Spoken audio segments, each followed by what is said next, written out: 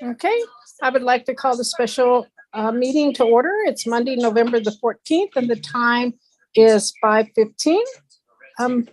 Ms. Varela, will you call the roll, please? Member Crawford? Member French? Yes. Member Jackson? Here. Member Nixon? Here. Member Nixon, thank you. Member Rayner? Here. Thank you. Here. Member Wartell? Chair French, you have a quorum. And for the record, Member Crawford and Member Wartell are excused. Okay. And with that, I'm going to ask for a motion. Well, I'm going to make the motion and I'll ask for a second that we amend the agenda to move item 6 up to item 5. Second. We have a motion and a second. Is there any more discussion? Ms. Varela, will you call the roll? Member French? Yes. Member Jackson? Yes. Member Nixon? Yes. Member Rayner? Yes. Thank you. That motion passed unanimously. Thank you. And with that, is there a motion to approve the amended agenda? So moved. Second. We have a motion and a second. Any discussion? All right, Ms. Varela, will you please call the roll? Member French? Yes. Member Jackson? Yes. Member Nixon? Yes. Member Rayner? Yes. Thank you. And that motion passed unanimously. Thank you. And we'll move on to item number 4. I did get an email from Ms. Varela that the agency did not receive any public comment. And I did check the board's email prior to the meeting starting, like within 5 minutes, and there were no public comments sent to the board's email.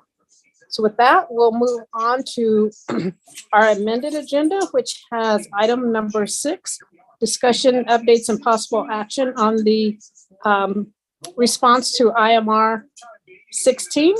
And since Member Crawford isn't here, Councilor Gooch, I will ask you to discuss this or elaborate on this.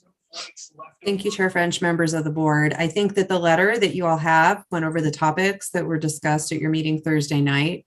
I have some proposed nits and additions to it, like who we're going to copy on the letter and some capitalizations and some other stuff I think will make it easier for the judge. But otherwise, I had no comments about the content. I'm happy to make any edits that the board would like tonight and then work with Member Crawford to get it sent to the Department of Justice by the November 30th deadline. Were there any edits that the board, any board member would like to make to Member Crawford's letter? Okay. Well, with that, I guess we need a motion to approve the letter, the draft letter with the edits Councilor Gooch said that she was making to the letter in response to the IMR 16. So I'll make that motion. Is there a second? Second. We have a motion and a second. Is there any discussion?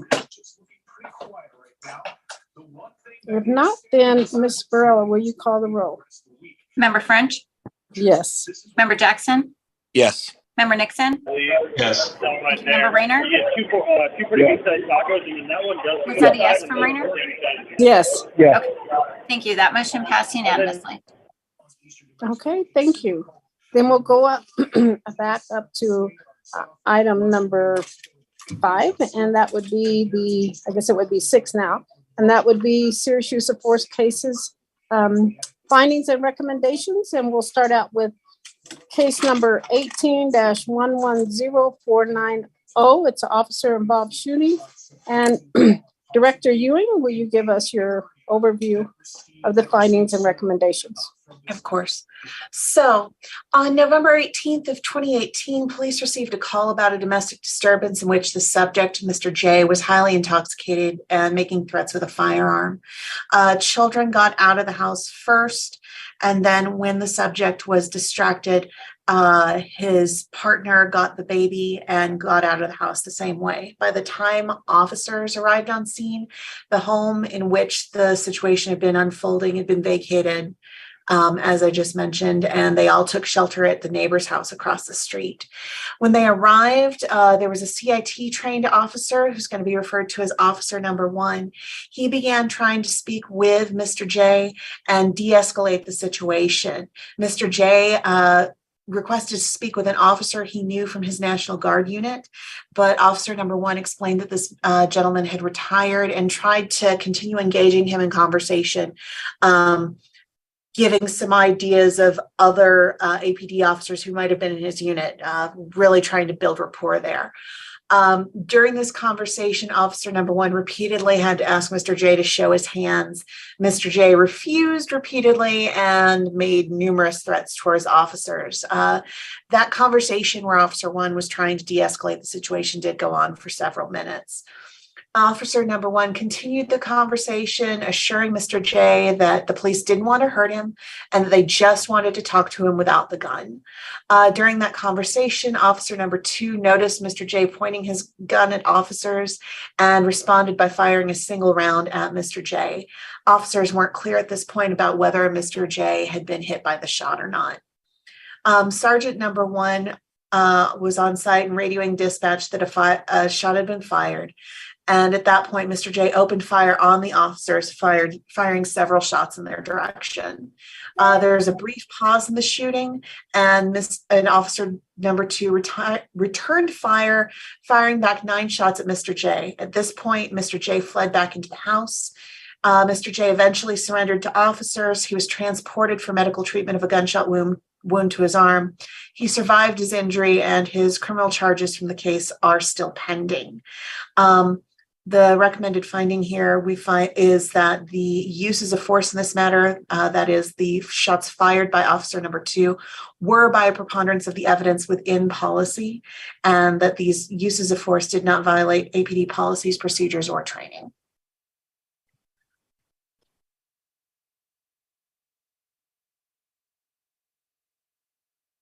Member French, you're muted. Member French, sorry. That's okay. And with that, is there a motion to accept the findings and recommendations? So moved. We have a motion and there is a second. Is there any discussion on this case? Any comment from the board?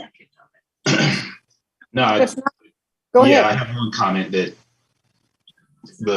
when we talk about de-escalation and like the tone of the officers and everything, I thought that was pretty appropriate and very clear. When I looked at the video a couple of times, I wanted to make sure that what they were saying was very clear. And because of the response of the suspect, they were able to communicate with it. So it looks like, in my opinion, I think that clarity was important, regardless of shots fired on both sides or anything. But I think going forward, that's when I look at video like this, that's what I'm looking at when it comes to de-escalation. And I just also want to point out this tone, I don't understand through APD why it's not consistent initially, but I thought this was kind of the de-escalation was appropriate and it was used in the right context on this one. So they tried. In other words, they tried and were very clear. So I thought the officers did an excellent job on trying to de-escalate this situation and letting the person know that we're not here to harm you. We're here to, help, whatever. We're not here. And so for harm. And they said that several times. So I thought it was, I agree with Eric. I thought it was appropriate. It showed that APD does use de-escalation. I concur with Eric. Each situation is different. And so we can't say that it's going to be the same on every case because it isn't. just looking at the ones that we reviewed today, but I will say that this is a prime example of what we like to see when we see these officer-involved shootings from the officer as far as de-escalation. That's my opinion on this. Chair French, I just wanted to be sure that that everybody knew that it appears Member Wartell has joined us. Oh, great. Thank you very much. So we have a motion. I don't know how long it will last. Okay. Well, when we see your face gone, we'll know it's over. Because we can see you right now. Okay, and with that, we have a motion and a second. And no more discussion. Ms. Farella, will you call the roll? Member May I French? hear the motion, please? The motion is that we accept the findings and recommendations from case 18-110490 in the officer-involved shooting. Thank you. Ms. Farella? Member French? Yes. Member Jackson? Yes. Member Nixon? Yes. Member Rayner? Yes. Thank you. Member Wartell? Yes. Thank you. And that motion passed unanimously. Okay, thank you. And with that, we'll move on to case number 18-118590, officer-involved shooting. Director Ewing? Yes. On December 12th of 2018, a woman called 911 after the subject, Mr. R, attempted to mug her at gunpoint. Officer number 2 contacted the subject at San Pedro and the Arroyo. Officer number 2 told the subject, Mr. R, to stop and show his hands. Mr. R instead ran. Officer number 2 gave chase into the neighborhood. Mr. R jumped into a backyard and officer number 2 heard multiple gunshots. The homeowner whose yard Mr. R had jumped into contacted officer number 4 and told him that Mr. R had jumped into his backyard and shot and killed their dog. Officers number 1, 2, and 4 got the family safely out of the house, cleared the house, and in that process found the dead dog. Officers number 1, 2, and 3 then moved next door and contacted the homeowner. They were given permission to enter the backyard to search for Mr. R. Officers number 1 and 2 entered the backyard.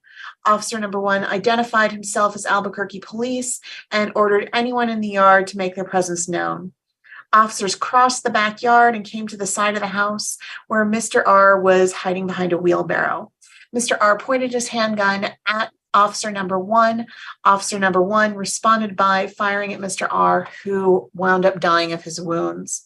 The findings here were that CPOA finds that the use of force in this matter, namely the shots fired by officer number 1, were by a preponderance of the evidence within policy, and that these uses of force did not violate APD policies, procedures, or training.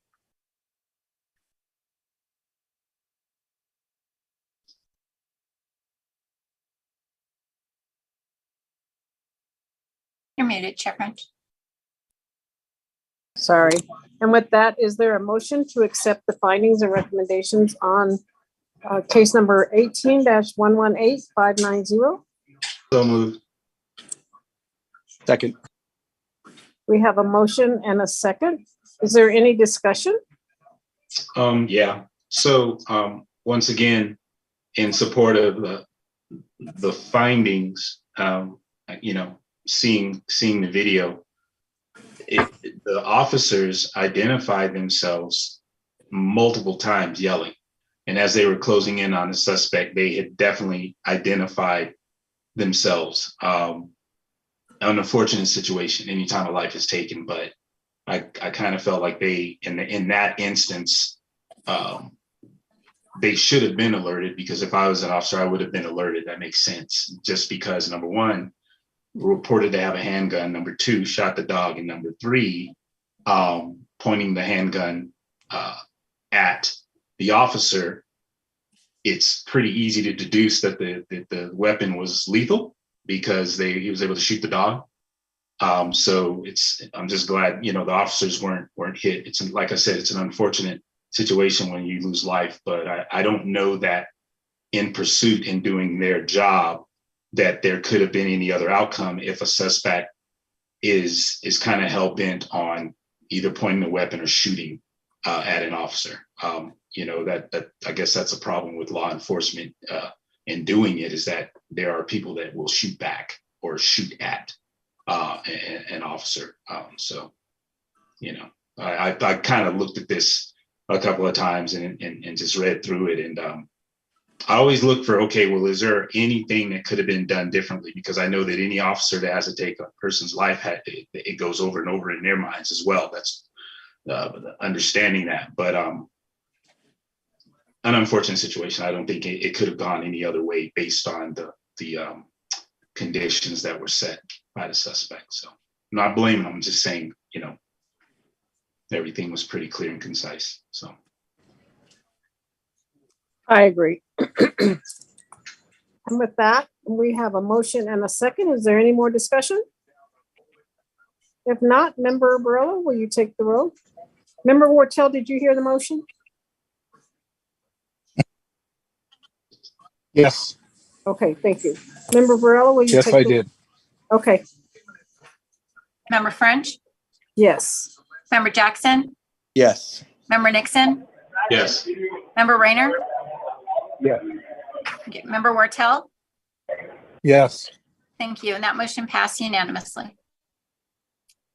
Okay, thank you. And with that, let's move on to case number 21-11959. And it also is an officer involved shooting. Director Ewing? Thank you. For the final case of this evening, on February 13th of 2021, Officer Number 1 spotted the subject, Mr. G, on a property which Officer Number 1 knew had been deemed substandard by the city and was therefore not supposed to have any people on the property. As Officer 1 approached the property to speak with Mr. G fled on foot.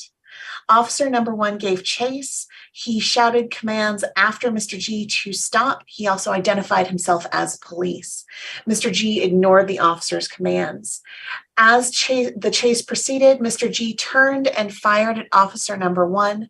Officer Number 1 reported that he felt something hit his face. It was later discovered that there was a ricochet of material that struck him in the lip. Mr. G shot at Officer Number 1 again, this time repeatedly, and Officer Number 1 returned fire. In all, Officer 1 wound up firing 18 rounds during this exchange of fire. At no point was Mr. G struck or wounded in the incident. He wound up hiding from officers in an abandoned refrigerator on the property, and he was eventually taken into custody by other officers. The findings here would be that the uses of force in this matter, namely the shots fired by Officer Number 1, were within a preponderance of the evidence within policy. These uses of force did not violate APD policies, procedures, or training. And with that, is there a motion to accept the findings of this case? We have a motion. Is there a second? Second. Okay. Is there any discussion from the board? Well, I have a couple of questions on this one. Number one, when I was reading the investigation, it said that the officer never informed this person that he was under arrest. It said that he told him to get over here twice. But, that I had some concerns with that. The other thing, Director Ewing, is in the deficiencies and concerns, it's a training. A training request was completed to address Officers 1 firearm tactics. And I think this is because Officer 1 used the scope on his rifle to view the suspect. Is that correct? There was no rifle. This was a handgun. Well, it was a scope was discussed. Officer Norris may be better able to answer the question about the training. In terms of not telling the gentleman he was under arrest, I don't think he would needed to be told he was under arrest yet, as my reading and my view of the situation was that it appeared to be at that point an attempt at an investigative detention, which just requires what's called reasonable suspicion. I believe the officer had reasonable articulable suspicion to stop the gentleman and approach him to investigate whether he was trespassing, as it certainly appeared, or if there was anything else illegal going on. So I don't think that a requirement to tell him he was under arrest was required yet, because I don't know that he yet had probable cause to arrest. I think he did have reasonable suspicion to approach and detain to investigate. And I'll let Officer Norris speak, if he can, to the training referral. As far as the training referral goes, I'm not really familiar with the training referral with regard to any type of optic that the officer would be using outside of the fixed sights that are already on his firearm. This officer, from my understanding, deployed with a handgun. We don't, as APD, carry at this point any optics on our handguns. From my understanding, that's forthcoming. But at the time of this officer involved shooting, this officer didn't have any type of optic on his handgun that would require some sort of, remediation with regard to using, that optic appropriately, being as though it's not even really mounted on his handgun. So I want to say probably that the training referral was more in line with basic marksmanship and firearms handling, firing 18 rounds, not acquiring a sight picture can be very problematic, because you need to know what's behind the intended target or what you're shooting. And if you're kind of reaching around the corner, not looking at what you're shooting at, the collateral damage can be horrible, as we all know. So that's what the training referral, from my understanding, was in reference to. It wasn't in reference to any type of optic being used. Well, I'm reading the report. And so I'm still going to vote to approve it. I just wanted a better understanding, because it does say that that they wanted the range master to look into this, and the purpose was to acquire professional opinion concerning the use of a magnifier optic on a rifle to view an individual, and based on distance, if this was possible without showing a show of force. So I'm not saying that anything was done wrong. I just want a little more understanding. Sure. Of what they're actually saying here. Sure. I wish I could provide that understanding for you, ma'am. But given the context, that doesn't seem to, it doesn't quite jive relative to kind of, the circumstances of this particular officer involved shooting, relative to deploying with a rifle, because the officer didn't deploy with a rifle. So it wouldn't really necessitate any type of training if the officer didn't deploy with a rifle. I don't think it was the officer who did the shooting, Commander Norris. I think it was the officer on the scene. But like I said, it's not something, I'm not going to belabor the topic. I'll go back and read it. You'll review it for me and give the board a better understanding of what this means. It was nothing found that they did wrong. Mm-hmm. It was just that they thought that some training needed to be done. Sure. So we run into situations where people do have, magnified optics on their rifles. So this was a secondary officer that had arrived on scene and was trying to look for the individual, and looking for that individual using the optic of his rifle. So, that can become problematic, because obviously if you're looking through the optic of your rifle, 10 times out of 10, your muzzle is pointed at whatever you're looking at, correct? And if that doesn't necessitate a show of force or reasonable show of force, well, then that's not how we want to be looking for subjects. We want to be trying to look for subjects, depending on what the situation is, with some sort of different magnifying optic, like binoculars, things like that, as opposed to using a magnified optic on your rifle. That's something that we discourage. It's not something that we train. My understanding of that is that would be, the training that would necessitate listen, this is not what we do when we're looking for subjects at a distance, is pointing our rifle to use it as kind of like a makeshift, binocular or magnifying system. That system is those scopes are made for a specific reason, and their intended purpose is to magnify a target that may be some distance away to improve accuracy of what you may, have to pull the trigger on. Scott, That clears that up. Go ahead. I'm sorry, Member Nixon. Sure. and this is just kind of a what if scenario. So, again, just for GWIS information. Mm-hmm.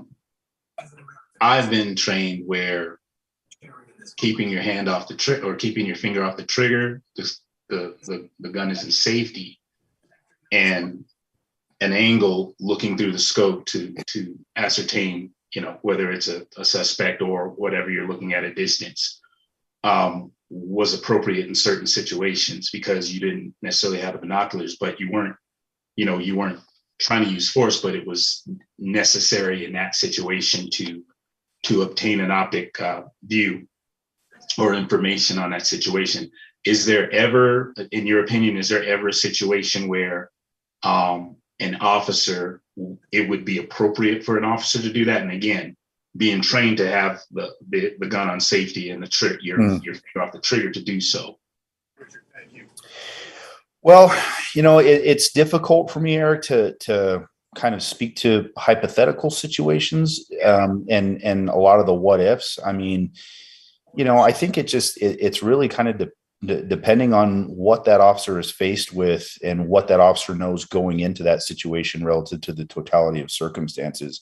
If it's an active situation where we have somebody who is, brandishing a weapon, pointing a weapon, you definitely want to deploy with a weapon system, equal to that person's or superior to that person's weapon system.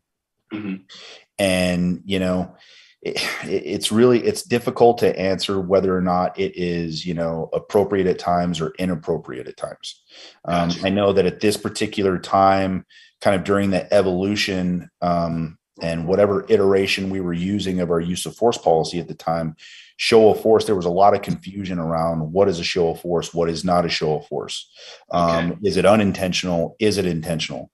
But also something just as well, more important is, our shows of force, and I'm sure everybody here on the board is aware, our shows of force have to be just as reasonable as our uses of force, right? I mean, we can't just go up to somebody, point a taser at them, tell them to get on the ground if they're not doing anything, or if they're passively resistant or something like that. You know what I mean? So I think it all really comes down to what the information the officer had at the time, and was that a reasonable, unintentional show of force relative to whatever threat that person has presented prior to the officer getting there, and whatever threat that the officer or that person is presenting to, or at present time while the officer is there. Does that make sense?